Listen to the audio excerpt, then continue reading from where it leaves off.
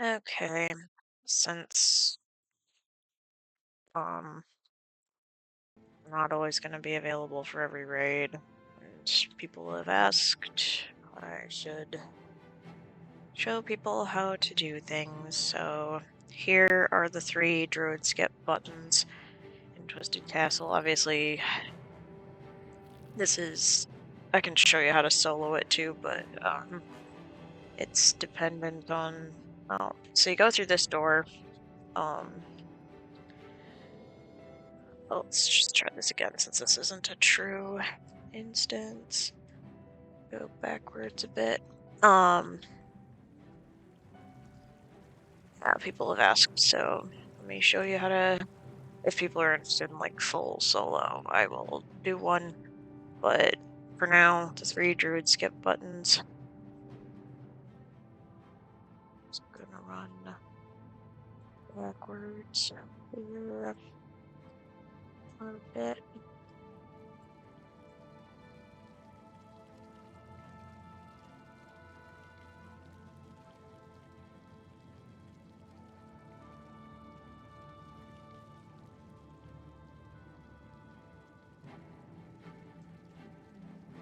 Got the best way to do this.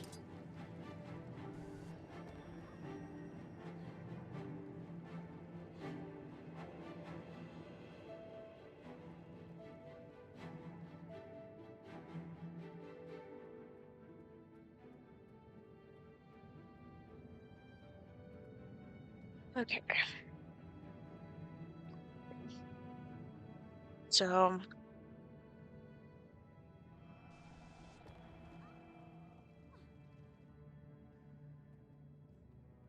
first druid skip button, you're gonna want this one. So you can leap over to this platform. The way I do it with a druid is I use staff 3, I aim it roughly right here, like this little black mark here. And when you use it, I'm not going to do it, so I don't really have a way to get back up, but it'll land you like right here, and you can jump down to this button. Once you do that, touch the statue to get teleported back to the beginning. Then you're going to get back here. Going through the first couple of doors gets you here, where the rest of the group goes. For the second button, you go through this door, there's just a fountain and a button, and then you just walk through the door, it'll put you back at the beginning. Finally, come back here again, go through the same door as everybody else, but instead of dodging down onto the doorway, you're going to take that door. So normally you'd walk past that door to dodge down onto the doorway. Instead, you take that door, and that's going to put you in a place. Another door will have to open, more buttons will have to be pressed, but you will, once that door opens, there will be 3 haunting statues, so it's best to have a teleport. So the haunting statues are going to be over here. How I do it on Druid is I just go like, boom, to get past the statues, and then I press the button and walk through the door. And those are the Druid skip buttons.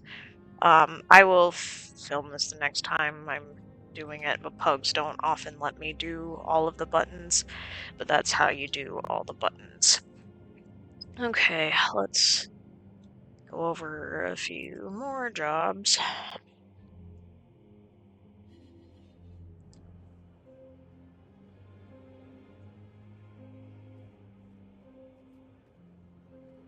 Guess while we're here, Sabbatha flat kiting.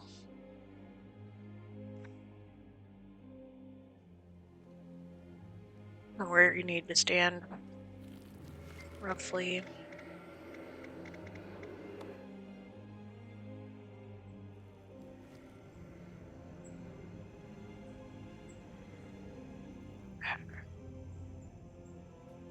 So, assuming proper markers are down.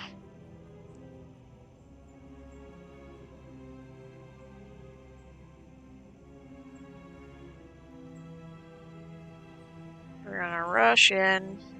What I like to do is like teleport right to the boss so I get that first bomb. Then I move off here. And this is roughly where I stand. So Sabbatha is here. I stand roughly here between Sabbatha and all the markers, so I flak kite back here, drop the flak, heal the group and stuff. And when the sappers come, you just come up a little closer to Sabbatha, but stay on this side. You'll get it every time, and then you can throw your cannons. But it'd be here roughly, and I just kind of stack up the flak here. Then you run up to get the bomb. And if everything is going smoothly, you throw every other bomb. So, first bomb, throw to arrow. Second bomb, throw at Sabbatha for a little bit of damage. Third bomb, throw to circle. Fourth bomb, throw at Sabbatha, and etc. So, obviously, the pattern is arrow, circle, heart, square, arrow, heart, circle, square. And it just repeats for the whole fight. During the little ad phases, you don't need to flat kite. You can come back to the group and heal. You can also flat kite as a DPS. I do that for one of my statics. Same rules apply.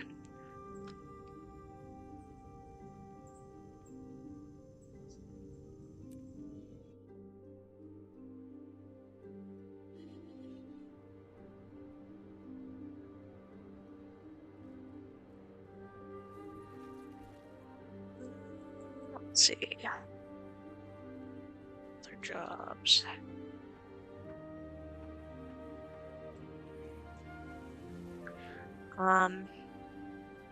You know how to hand kite. Yes, I can explain it for how I do it on Soul Beast.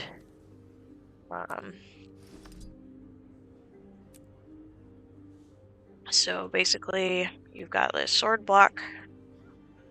Use that to stack hands. When you merge with the bear, you get Defy Pain. You can use that to stack hands, and then Unflinching Fortitude, you use that for the Mind Crush. So basically what I do is I wait for the verbal cue. So on normal mode, it's stand in the ward, quickly. And after he says quickly, I will use Unflinching Fortitude. I try to time it so that I get like 2 hand stacks, then use Unflinching Fortitude to stack the rest of the hands. Just make stacks of 5 of the hands. But Unflinching Fortitude will be up for every Mind Crush, so during normal mode, that's stand in the ward quickly. During CM, it's your guilty conscience punishes you or something. Like Deimos says something, but it's still a verbal cue. And he spins his little flails.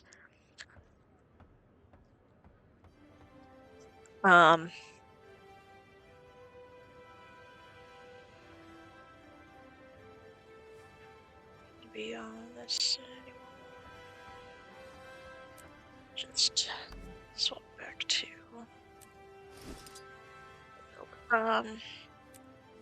for G2 kite. Well, for pushing, I guess we can do that quick.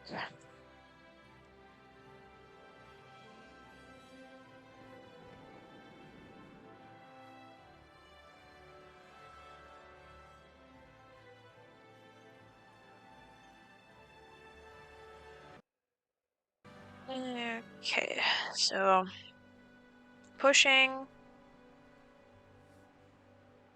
Have my weird push thing build. Weird push thing.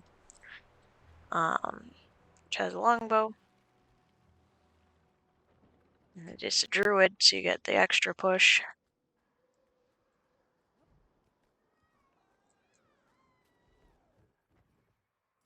But basically, once Soulless Horror hits 80%, once the next set of walls hits the middle, that's when the first dead will spawn. You use this longbow 4, and Glyph Tides to push, and immobilizes are helpful. I bring this for a little extra CC on Soulless Horror, since it's CC or die. But that's how you do that. So for super speed, and or Aegis, you're just walking with Desmina. If you're on Scrapper. You just use all your skills off cooldown and you'll keep permanent super speed up. For Aegis, just wait until the little bomber guys that walk towards her are gonna explode. Pop Aegis on her and she shouldn't take any damage. Gets a little tricky when the little skeletons are attacking her because it can strip her Aegis, but if you time it right, she should never get hit. And the little skeleton guy, you can actually solo Rainbow Road, so that circle that spawns on you that like fills up to 1 and then stops, you can kill the enervators with those. They do a lot of damage. Kill the little guys with those too. So just drop them behind Desmino when you're running. But yeah, you just do that for all Rainbow Road. Either a healer providing Aegis or super speed, or you can provide. You don't need super speed, she just goes slow. When I solo this, I don't give her super speed, I just provide Aegis. And healing, she does take a lot of damage. For Doom, I'm usually the G2 kite. So usually you want something with a little bit of survivability. The very first guy will spawn over on this side, either here or here. I usually like the group to stand here so they can turn and fight the enforcer. And I can grab the puppy. Just use the staff because it kind of cuts through things. Target the puppy. Staff 1. The other one will spawn over here. Just grab it, and then the third one comes back here. It's just kind of a pattern. The first G2 is here. Someone usually grabs that, but in a pinch, I can grab it too. Just messenger control gets a little iffy. Your next green is star. It's going to be marked with a star. Then arrow up here. Then back here. This one. Where? But usually it's dead by then. But if it's not, your next one is going to be this guy right here. That's G2 kiting. You basically just run around. The messengers are a lot less frequent once the actual fight starts, but typically you can expect one during the big dips. So it usually spawns right here, and I try to grab it and then go across to here so it doesn't mess with the group, and then I can just take my green here. That's kind of the weird little jobs that I typically do in Wing 5. But, yeah, did I not loot this earlier? Of course I didn't. Is it still here? That's weird. Oh, I guess so. Anyway, that's Wing 5. Get off my weird coach thing. Just go back to power build. Okay. Next up, we're just gonna swap to our thief.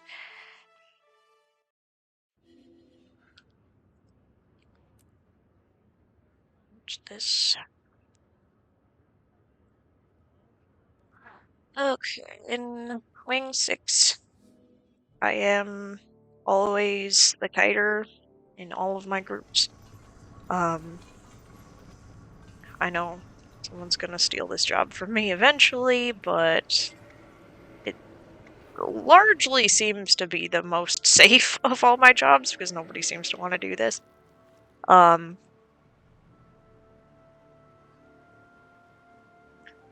The thing for this, I can explain it pretty easily.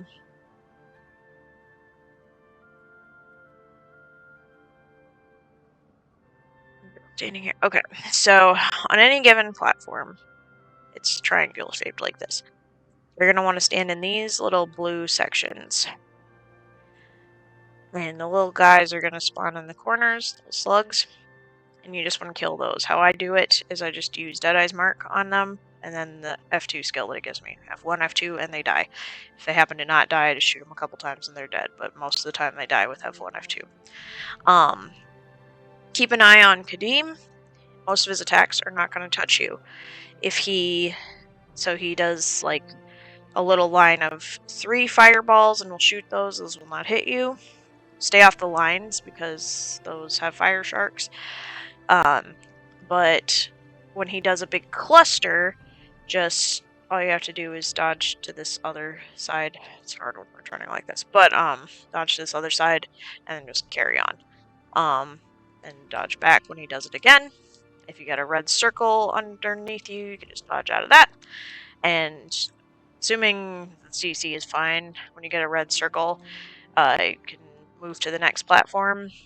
When you get a line connecting you to Kadim, you just have to move to the next platform and do the same thing. It's pretty easy.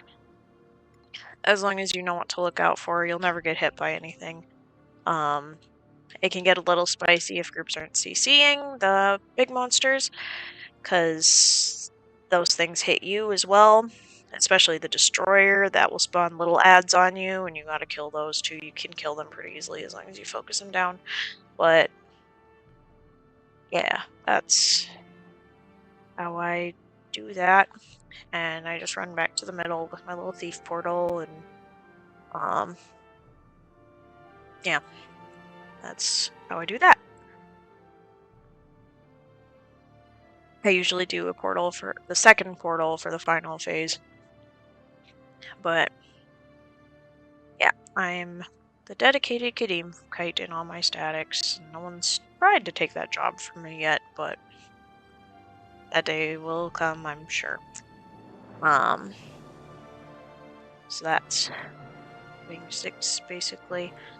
For Largos kiting, for Canute, you just have to be the furthest away from her, and basically I just walk in a circle and shoot her when I'm far away, and she will always target me, but if you just keep walking, she's never going to hate you. Dodge out of her attack so she doesn't steal your boons if you have to, but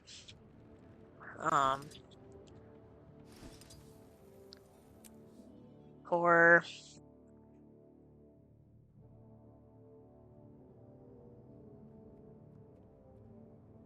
Shame, doing the portals on Sabir is going to be impossible to show because the platforms are all janky now, but I have a lot of VODs on my Twitch channel. I'll probably upload some here that show where the portal placement is.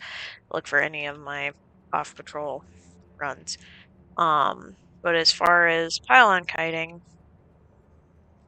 I typically take this pylon. You want to CC it, and I stand here. Don't stand on the lines because the electric sharks will get you and I do a lot of damage. But just stand here and attack the boss. Can hit him. And then when the balls are about to drop, the circle is almost full, you teleport, collect it, and come back. That's that. Pretty easy. Your pug fires for this one are here, and then over here. But yeah, in CM, same thing. Just be careful and make sure you get to the middle for Greed's pylons and stuff. Pretty easy. I always take southwest pylon, but I've done the other pylons. It's weird for me, but so if you're on southwest, you catch here. If you're on north, that pylon, you catch there. If you're on southeast, you catch there. North gets eaten first, southwest gets eaten second, and southeast gets eaten third. But that's pylon kiting.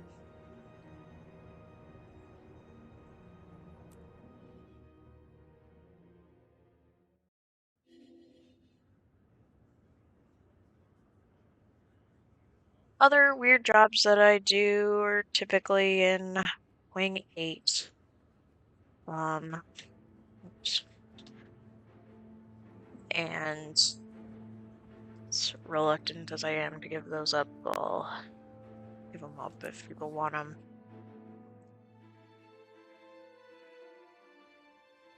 Rear tanking is one that I think a lot of people don't like to do. That's another job that feels relatively safe for me.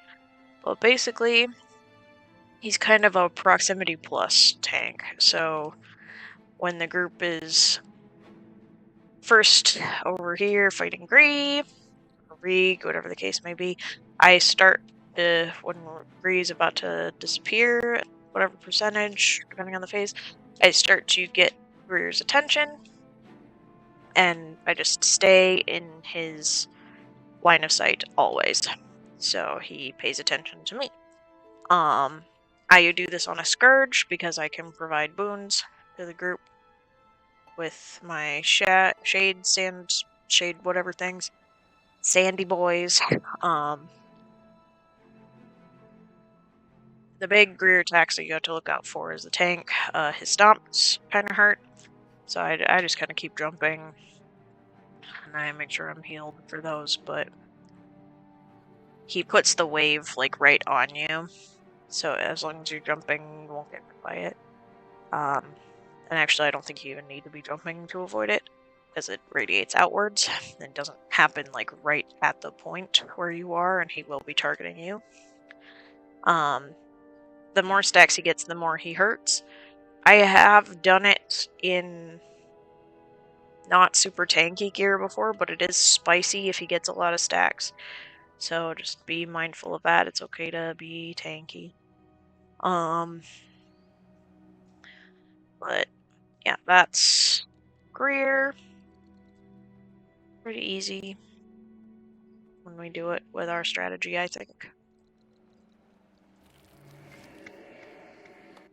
Decima, I'm usually kiting as a DPS. So kiting as a heal is a little bit different. But if you're kiting as a DPS, make sure you have some sustain. Make sure you're the furthest one out. I just do it on Thief. And you shadow step to get behind pylons for the reds. And I can up my survivability on this by putting on like Zakharos, Relic, and such, but I typically don't, and I sometimes need a little bit of healing. Most of the time I'm okay. Just be aware of her CCs. I usually can just step out of them, out of her knockbacks and stuff, because I'm in kind of the right place to do so. But yeah, pretty easy.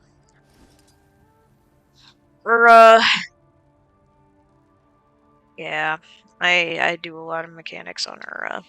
So the Titan spawn geysers are kind of the primary one that I'm dealing with most of the time with every group. And those are really easy to deal with on my CC bot thief. Let's get out of combat. Still haven't killed her this week, so still have some meanies, but I'll show you the build. So CC bot thief, running Runes of the Mesmer, and force and paralyzation on your weapons. Relic of the Deadeye. But the bot, this is the build. This does a CC. This is enough. A couple headshots is enough to kill the Titan spawn geysers. So I just, when the Titan spawn geysers pop, I target them. 3 or 4 headshots. They're gone. Don't worry about it. Smoke screen. If you're doing donuts on group, you just, when the third, so it flashes twice and then third time and then immediately drops the geyser afterwards. So as the third one is going, you drop smoke screen. And if you do it correctly, everyone should be safe. And smoke screen is off cooldown for every donut. if you do it correctly. Other things that can be CC'd are herself. You can prevent Titan spawn geysers, but I'm very good at killing Titan spawn geysers, so it's easier to just do that. You can prevent mechanics by CCing her at the right time. Toxic geysers are another thing. If you CC them, they die fast, so I will tap those if I see them on the group or on Ura, because any geysers on Ura do buff her, so take care of them. But yeah, I don't like the spear so much, so I just stick on dagger, pistol. Headshot is plenty, and I do decent damage for not being very damage focused. I can pull about 10k reliably, which isn't great, but it's better than nothing. That's my CC bot build. And this is what I carry mechanics with on Ura.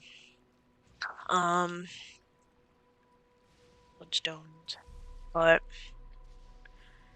yeah, so anyways, that's